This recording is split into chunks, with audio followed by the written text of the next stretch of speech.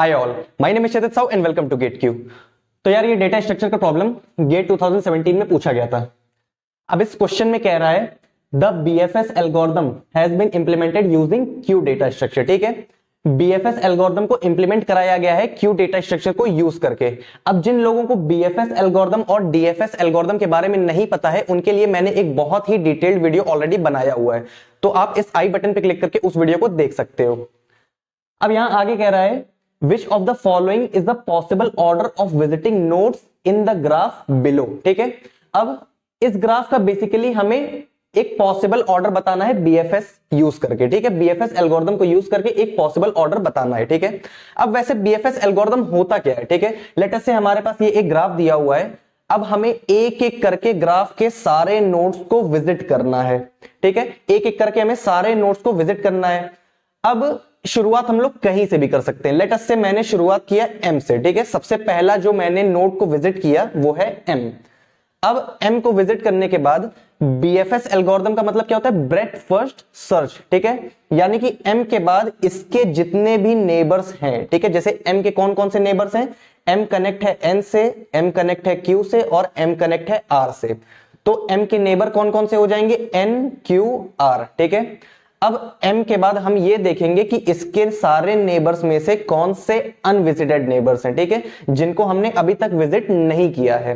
अब m के बाद हम लोग जो भी जितने भी अनविजिटेड नेबर्स होंगे उनको विजिट कर लेंगे। अब यहां पे अनविजिटेड नेबर्स कौन कौन से हैं? n को मैंने विजिट नहीं किया, q को मैंने विजिट नहीं किया, r को मैंने विजिट नहीं किया। ठीक है, ये सारे अनविजिटेड नेबर्स हैं। ठीक है, अब इन तीनों नेबर्स को मैं विजिट करूंगा, इन तीनों नेबर्स को मैं एक साथ विजिट करूंगा। ठीक है, अब पहले मैं किसी को भी विजिट कर सकता हूं, पहले मैं क्यू को भी विजिट कर सकता हूं, पहले मैं आर को भी विजिट कर सकता हूं और पहले मैं एन को भी विजिट कर सकता हूं। यानी कि एम के बाद इसके सारे अनविजिटेड नेबर्स विजिट होंगे, लेकिन ये किसी भी ऑर्डर में विजिट हो सकते हैं। ठीक है, अब यहां पे 4 ऑप्शंस दिए हैं और हमें बताना है कि इनमें से कौन सा पॉसिबल ऑर्डर हो सकता है। ठीक है, जब भी हम लोग इस ग्राफ पे बीएफएस एल्गोरिथम लगाएंगे तो कौन सा पॉसिबल ऑर्डर हो सकता है, तो हम लोग ऑप्शन से ही चेक कर सकते हैं इसको। ठीक है, अब यहां पे सबसे पहले ऑप्शन ए में शुरू किया गया है एम से। ठीक है, एम से शुरू किया गया है। अब एम विजिट हो गया,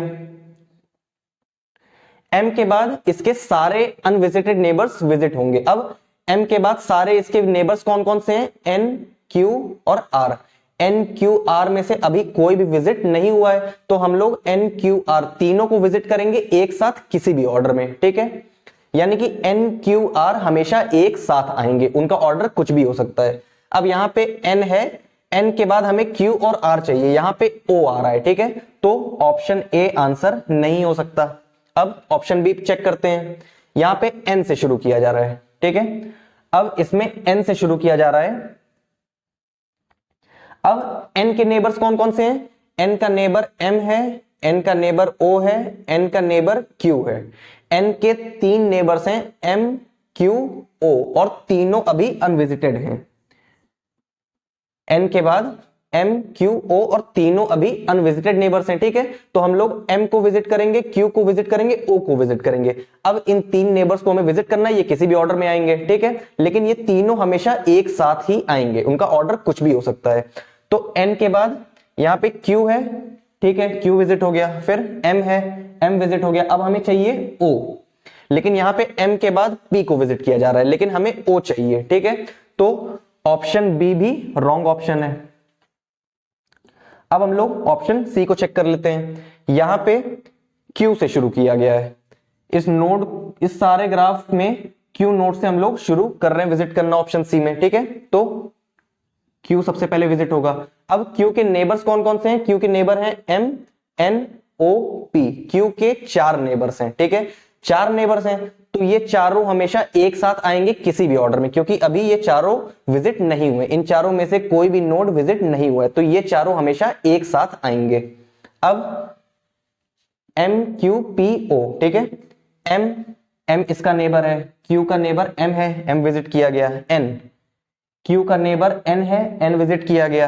R, Q का नेबर R नहीं है। ठीक है, पहले हम लोग M और N के बाद पहले हम लोग OP या PO को विजिट करेंगे, तो ऑप्शन सी भी रॉन्ग ऑप्शन है। अब वैसे तो एक ही ऑप्शन बचा है, ऑप्शन डी, तो ये करेक्ट आंसर ही होगा, लेकिन फिर भी एक बार इसको वेरीफाई करा लेते हैं, ठीक है। अब यहां पे शुरुआत किया गया है पी से, सबसे पहले पी वाला नोड विजिट होगा, पी ये वाला, ठीक है। अब पी के नेबर्स कौन कौन से हैं, पी का नेबर है क्यू और ओ, ठीक है। तो अब क्यू डेटा स्ट्रक्चर को यहां पे यूज करके इंप्लीमेंट कराया गया है, ठीक है। तो हम लोग एक क्यू बना लेते हैं, पहले एक क्यू हमने बना लिया, ठीक है। क्यू में एक तरफ से चीजें एंटर होती हैं और दूसरी तरफ से रिमूव हो जाती हैं, ठीक है। तो सबसे पहले यहां पे पी आया है, यहां पे पी इंसर्ट करा देते हैं क्यू में, ठीक है। अब इस डेटा स्ट्रक्चर में मैंने पी को इंसर्ट करा दिया। अब क्यू से मैं एक एलिमेंट को रिमूव करूंगा, और जब भी मैं उस एलिमेंट को रिमूव करूंगा उसके सारे नेबर्स को मैं क्यू में इंक्लूड कर दूंगा। पी के सारे नेबर्स कौन कौन से हैं, पी का नेबर है क्यू और पी का नेबर है ओ। अब यहां पे ओ और क्यू एक साथ आ रहे हैं, पहले ओ आ रहा है, यानी कि पहले ओ आया होगा क्यू में, उसके बाद क्यू आया होगा, ठीक है। पी रिमूव हो गया, पी को मैंने विजिट कर लिया, ठीक है। अब फिर से वही काम करेंगे, एक एलिमेंट को हम लोग क्यू से रिमूव करेंगे और उस एलिमेंट के सारे नेबर्स को इंक्लूड कर देंगे, ठीक है, जो भी अनविजिटेड है। तो नेक्स्ट एलिमेंट यहां पे हम विजिट करेंगे ओ को मैं यहां क्यू से रिमूव कर दूंगा और इसके सारे अनविजिटेड नेबर्स को, ओ का अनविजिटेड नेबर कौन कौन सा है, ओ के नेबर है पी क्यू एन, ठीक है। पी ऑलरेडी विजिट हो चुका है, बचे क्यू और एन, ठीक है। तो क्यू और एन, ठीक है, क्यू भी ऑलरेडी क्यू में प्रेजेंट है, तो हम लोग एन को क्यू में इंसर्ट करा देंगे, ठीक है। पी और ओ विजिट हो चुके हैं, अब बारी है क्यू की, ठीक है। क्यू को हम लोग रिमूव करेंगे और क्यू के जितने भी अनविजिटेड नेबर्स हैं उनको हम लोग क्यू में डाल देंगे, इस क्यू डेटा स्ट्रक्चर में डाल देंगे। तो क्यू के नेबर्स कौन कौन से हैं, क्यू का नेबर है पी ओ एन और एम, ठीक है।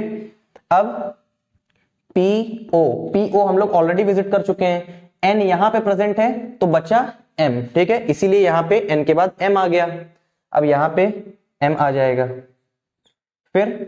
फिर वही काम करेंगे, एक और एलिमेंट को हम लोग क्यू से रिमूव करेंगे और उसके सारे अनविजिटेड नेबर को हम लोग क्यू में एंटर करा देंगे। यहां पे मैंने रिमूव किया एन को, ठीक है, यहां पे मैंने रिमूव किया एन को। अब एन के सारे नेबर्स में से जो भी अनविजिटेड हैं उसको हम लोग इस डेटा स्ट्रक्चर में एंटर करा देंगे, ठीक है। तो कोई भी अनविजिटेड नेबर एन का नहीं है, ठीक है। फिर हम लोग एक एलिमेंट को रिमूव करेंगे, एम को हम लोग रिमूव करेंगे और एम के सारे अनविजिटेड नेबर्स को हम लोग इस डेटा स्ट्रक्चर में एंटर करा देंगे। अब एम के सारे नेबर्स कौन कौन से हैं, एम का नेबर है क्यू एन आर। अब क्यू और एन ऑलरेडी विजिट हो चुके हैं, बचा आर, तो हम लोग आर को क्यू में एंटर करा देंगे, ठीक है। अब फिर से एक एलिमेंट को हम लोग रिमूव करेंगे क्यू से, इस एलिमेंट को रिमूव करेंगे और इसके सारे अनविजिटेड नेबर्स को हम लोग इस डेटा स्ट्रक्चर में डाल देंगे। तो आर का सिर्फ एक ही नेबर है एम, जो ऑलरेडी विजिट हो चुका है, ठीक है। हमारा क्यू एम्प्टी हो गया, तो ये एल्गोरिथम हमारा यहीं पे फिनिश हो जाएगा। तो P O Q N M R, P O Q N M R, ठीक है। तो option D is correct option.